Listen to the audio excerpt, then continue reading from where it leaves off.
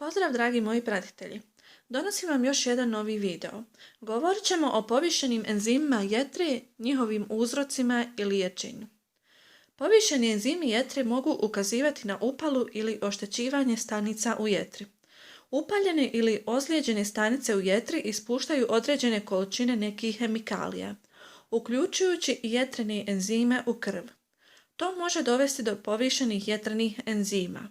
Ponekad je uzrok povišenih jetrenih enzima teško pronaći, pogotovo kada su svi parametri i ultrazvučne pretrage abdomena uredne. Enzimi jetre su biološki aktivni proteini koji ubrzavaju hemijske procese u organizmu. Jetreni enzimi su neophodni u procesima filtracije, prečišćavanja, izlučivanja i metabolizma koji se odvijaju u glavnim stanicama jetre.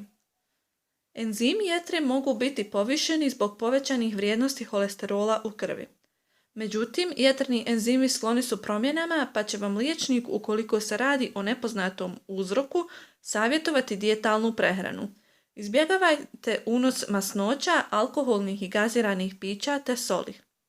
Nakon 3 mjeseca ponovo ćete morati napraviti jetrene probe.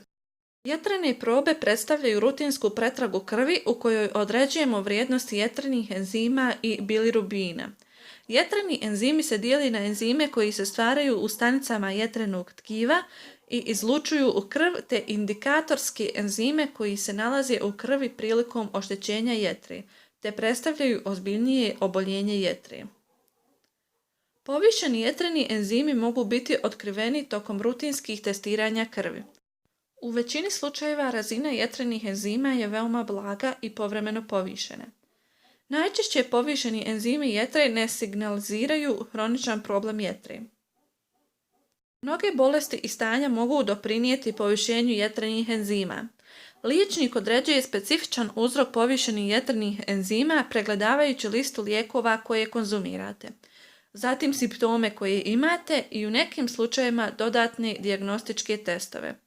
Češći uzroci povišenih jetrenih enzima uključuju određeni lijekovi na recept, uključujući statin koji se koristi za kontrolu holesterola, konzumiranje alkohola, otkazivanje srca, hepatitis, hepatitis B, hepatitis C, bezalkoholno-masne bolesti jetre i gojaznost. Ostali uzroci povišenih jetrenih enzima mogu uključivati alkoholni hepatitis, autoimuni hepatitis, celijaklija, ciroza, upala žuči, srčani napad,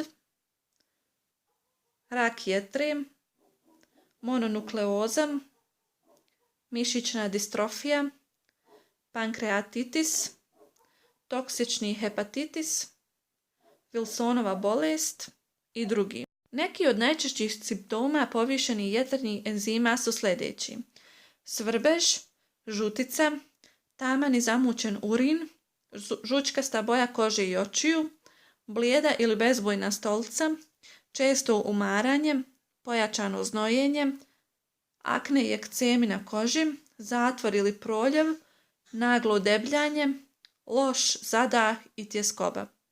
Ovi simptomi se mogu, ali i ne moraju javiti, a pretežno ovise o težini stanja.